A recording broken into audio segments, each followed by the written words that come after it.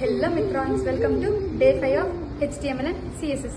ఇవాళ మనం డిస్కస్ చేసుకునే టాపిక్ ఏంటంటే advanced CSS and also responsive design.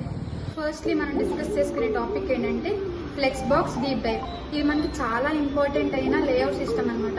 ఇది మనకి ఏం చేస్తుందంటే మనం తీసుకున్న ఐటమ్స్ని రోగా కానీ ఆర్ కాలమ్గా కానీ డిజైన్ చేయడానికి యూజ్ అవుతుంది. ఇందులోనే మనకి ప్రాపర్టీస్ ఉంటాయి. అందులోనే మనకి ఫస్ట్లీ డిస్ప్లే అంటే ఏంటి, అలైన్ ఐటమ్స్ అంటే ఏంటి, జస్టిఫై కంటెంట్ అంటే ఏంటి, ఫ్లెక్స్ వ్రాప్ అంటే ఏంటో ఉంటాయి అన్నమాట. నెక్స్ట్ వన్ వచ్చేసి మీడియా క్వీరీస్. మీడియా క్వీరీస్ అంటే ఏంటంటే మనం తీసుకున్న వెబ్సైట్స్ని మన ఫోన్ సైజ్ బట్టి అడ్జస్ట్ చేస్తూ ఉంటుంది. నెక్స్ట్ వన్ వచ్చేసి CSS గ్రిడ్ లేఅవుట్ అనమాట. ఇది కూడా మనకి 2 డైమెన్షనల్ లేఅవుట్ సిస్టమ్.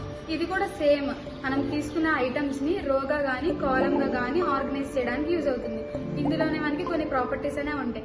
ఆ ప్రాపర్టీస్లోనే గ్రిడ్ టెంప్లెట్ రో అంటే ఏంటి, గ్రిడ్ టెంప్లెట్ కాలమ్ అంటే ఏంటి, గ్రిడ్ గ్యాప్ అంటే ఏంటో కంప్లీట్ వీడియో మనం మన యూట్యూబ్ ఛానల్లో అప్లోడ్ చేస్తాం.